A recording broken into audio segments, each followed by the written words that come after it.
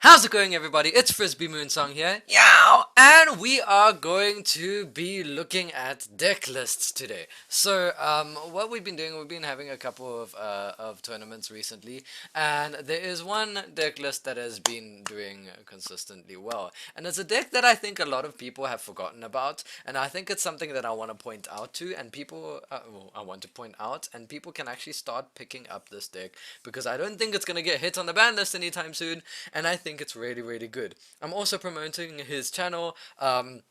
Because the person who runs this channel also gives out a lot of information on what's been happening in Yu-Gi-Oh recently. He's going to be posting up a video pretty soon. So as you can see here, it's FlexGamingSA. This is his channel right over here. You guys can check it out. I'll also have the link in the description for you guys. But yes, we are going to be looking at this man's deck profile. Now I'm really excited for it because it's a really, really cool deck. I think it's been doing really, really well so far.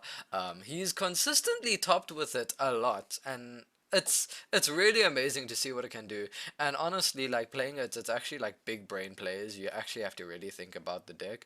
But yeah, let's get into it. So the deck that this man, his name is Jascha, he plays Virtual World. Now, as we can see, we've got the deck list right over here. So let us start with the obviously the basis of the deck. We have three Virtual World Lulu, which is obviously the main starter combo, main engine searcher thing for the deck, which is really, really good. This is pretty much the only expensive card in the whole deck when it comes to building this. Then we've got three Lily, three Lao Lao, and one Toto, and two Nyan Nyan, and three Gigi. This is the ratio of the monsters that are used for the virtual worlds. I think this is really good. The Lily, yes, the three Lily, three Lala, three Lulu, and three GG is really good. And then playing the two Nyan.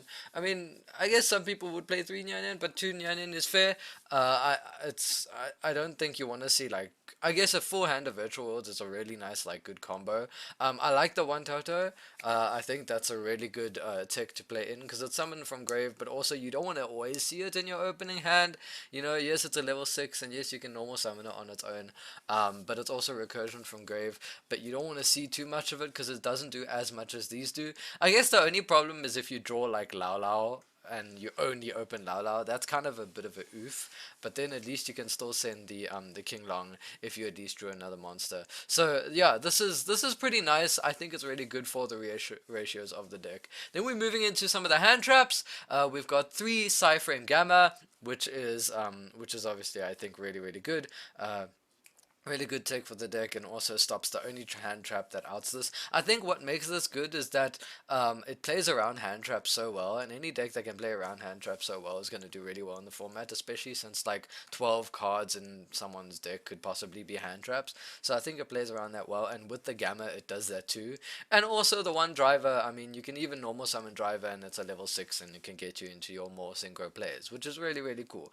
Now, moving on to the next hand trap he's been playing is Skullmeister, which is quite an interesting tech. I think that really works well this format. I mean, it hits a lot of cards in the grave. You can hit the invocation from shuffling back. They can't add back the Alistair.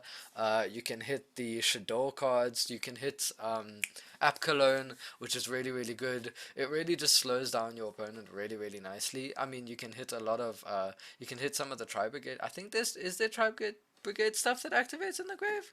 Oh yes, yes. Or the Nerval. That was it. You can hit the Nerval. You can also hit in virtual worlds. You can hit the King Long as well, which is really, really good. It's just in general like a really good card this format, and I think it does so well. And then we've got the one Called by the Grave, because Called by the Grave is always really good to play. Continuing with the spells, we have three Dark Ruler No More in the main deck, which is really interesting, slowing down the board breaking shenanigans. And this deck can actually break boards really well, considering that you have the capacity to play like spot removal a lot and stuff like that. Then we have the one emergency teleport for the free summon from deck, which is really good. Two Foolish Bearer of Goods. This is really good for consistency. You send King Long to the grave, keeps your deck quite consistent and flowing smoothly. Then we have the three Pot of Desires, which is really, really good for draw power. You need that. And also, I guess you can keep shuffling back the banish stuff with the Nyan Nyans. So you just gotta keep banishing Nyan Nyan as much as you can. Um, So that's a really good option as well. Then we've got the 3 Kowloon and the 3 Kinglong standard. These are always at 3, really, really good. This is your searcher, and this sets the gate from your deck, which is really, really nice, or activates it, should I say, which is really nice because then you can Chuche pop something almost immediately if you have banished stuff. So that's really, really good as well. And I've seen him actually use it to summon up to 4 virtual monsters with different names from your extra deck. So that's kind of scary. I've seen that. Well, not. Yeah, that's kind of scary. So, then we see him playing 1 skill drain, which is actually quite clever because this deck doesn't use any on-field monster effects. A lot of them activate from hand or engrave. I mean, the extra deck monsters, yes, they activate on the field, but a lot of the other stuff activates from hand and engrave. So skill drain is actually really, really good, and it slows down a lot of other decks as well. Then moving on to the other traps, we've got 2 Virtual World Chuche and 1 Xianwu, which is obviously a summon from grave, which is really, really nice. More recursion, and I guess you can also use it to change the battle position of a monster. So that's if you happen to draw it, sadly. But yes, that's the main list he's come up with for the main deck. I think it's been doing really well so far. He's been killing it in the at locals every week, so it's really, really good. Then moving on to the side deck, we see over here 3 Lancia, which is always really good, slowing down a lot of decks that are in the meta at the moment. Triple Lancia. We've got the triple Drawn Lockbird for those pesky Invoked Shadow Dogmatica and Drytron decks. Really, really good. Then we have the 2 Godala, obviously for the Statue Stormwind, because like you can't play Gameciel anymore because of the Stormwind preventing that. Then we have the 3 Twin Twisters, really good because you can Twin Twister the King Long, and then you literally just use that King Long to search anyways, so it gives you a little bit more advantage, which is really, really nice. Then we've got the 2 Anti-Spell Fragrance, the 1 Imperial Order, and the 1 Red Reboot, which is really nice coming in for those back row decks. And then obviously the Imperial Order coming in for Shadow Invoked Dogmatica, and even also the Drytrons. So these kind of stop your spell heavy decks, which is really, really nice. And also he doesn't really, like, even though he plays a lot of spells, he doesn't really need his spells as much because a lot of them activate in the grave, and a lot of them he just has them on the field for target material. It's mostly the monster effects and traps that actually do the things in this deck. So Anti-Spell Fragrance and Imperial Order is really, really good side deck options for this deck. Now looking at the extra deck, we have 1 Kaliga, Invoked Kaliga, stopping your opponent from doing multiple monster effects per turn, so no comboing off like crazy.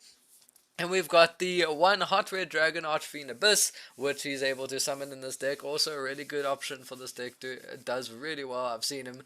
You can play around like Dark Ruler no more with this, even with the Chuche and stuff. So it's really, really good. A nice option to have in this deck. Then we have the Shen Shen, obviously, which can recur itself from the grave and can constantly, can constantly recur itself from the grave, and it actually banishes stuff on the field, which hurts a lot of decks. A lot of decks having their stuff banished from the field when when it leaves the field really kind of slows down, if not even stops, some decks. So yeah, that's really, really good just to even sit on that.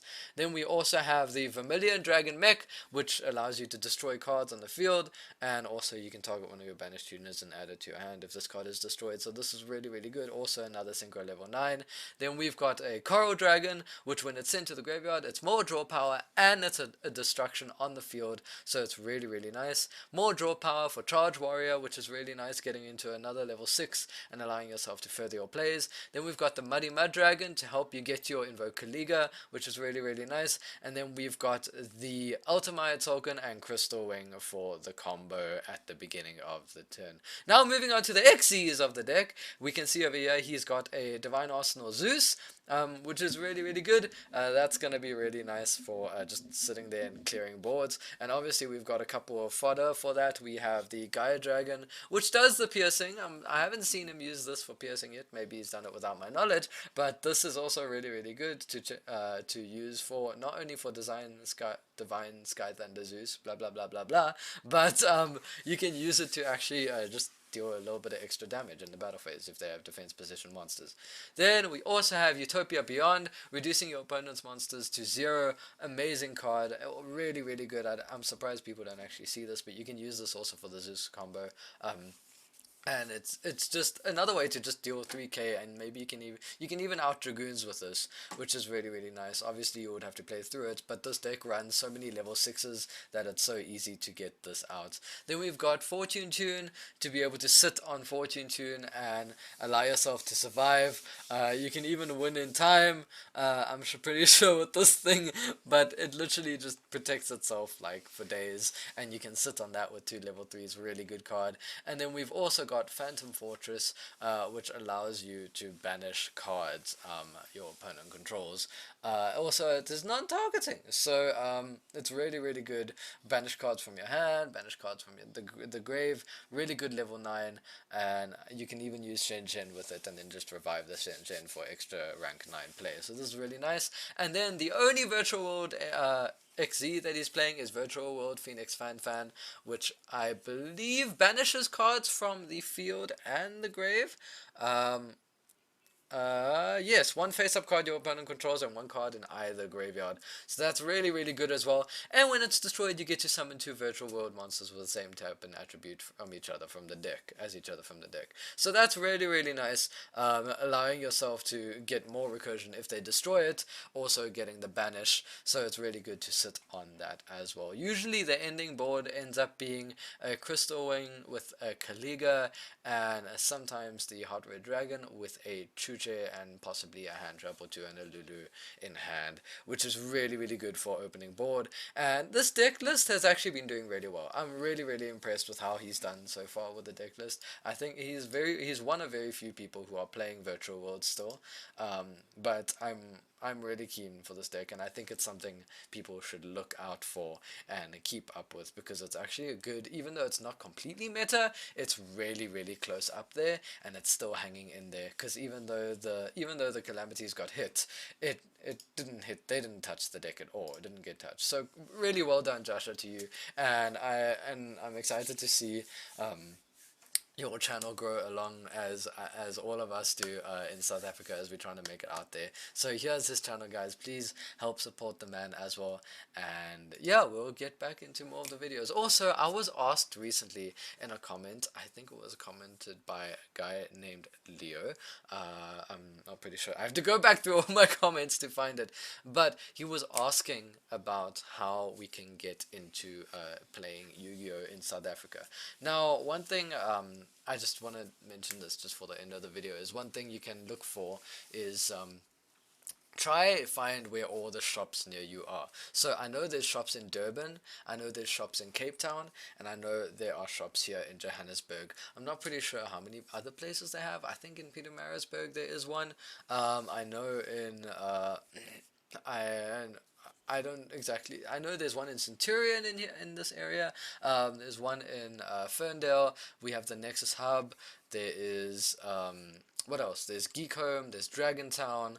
There's Battle Bunker. There's Wizards. There's Sword and Board. These are like all the names of the places I can list off the top of my head. But you can Google search in South Africa the places that do sell Yu-Gi-Oh cards.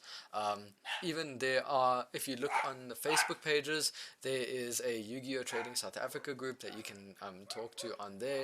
There is also Yu-Gi-Oh South Africa group specifically, because the company we have, Solar Pop, that runs a lot of the Yu-Gi-Oh in South Africa. So you can check out their information, and they can also help lead you to different places that you can play Yu-Gi-Oh at, and you can also buy cards. So you can look for that. I've heard that they're selling cards in CNA now. I'm not 100% sure, but you would have to check that out. They obviously used to sell them at musical stores, but that's obviously closed now. But yes, you can check those out. There's a couple of online stores as well that have. But yes, those are some areas you can go to actually start playing in your Yu-Gi-Oh tournaments and get back into Yu-Gi-Oh. Also, we have the pictures of some of our previous winners. Over here we can see Mr. Marco B, and we've got Mr. Ruslan Apana, who obviously won the box and the Ghost from the Past. I haven't put their pictures up yet, but you know what? They're on here now, and they're here because I've been forgetting to put people's pictures up, so I'm sorry guys. But yes, to all of those of you who have won prizes, just send me the pictures with them if you want to be noted that you won the prize and you received it, and you now are here on the channel. And there's a lot more prizes to come. As you know, we have the structure decks still coming out, so yes, we have those. And let me know, you know what, you guys can let me know where you guys are playing from, and where you let me know where you guys are playing from. Are you playing from Joburg, Cape Town, Durban? And you guys could stand a chance to win. Where are they? They have disappeared now. Someone has moved my product, damn it. Okay, you guys could stand a chance to win one of these when I get them somewhere over here. Why do people move my stuff? You can win one of these deck boxes over here. So you let us know where you're playing from, and let us know which of these is your favorite, and you could win two of them. Let's give away two, because you know what, it's better to get three of the structure deck. So we'll give away two of them. You can choose which one obviously you would like, if you would like the Slifer or the Obelisk, depending on which is your favorite. Thank you, Solar Pop, and unplug yourself! So let us know where you're playing from, whether it's Joburg or Cape Town or Durban, and you could, or even in the Eastern Cape somewhere, if there's that. I don't know. I'm from Eastern Cape originally, so I don't know. But let us know, and you could stand a chance to win two of these deck boxes. And yeah, we'll see you guys in the next video. Thank you so much. Please check out Jascha's videos, FlexGamingSA, in the comments, and we'll see you guys in the next one. Cheers, guys. From me, Frisby Moonsong, I'm out. Yow!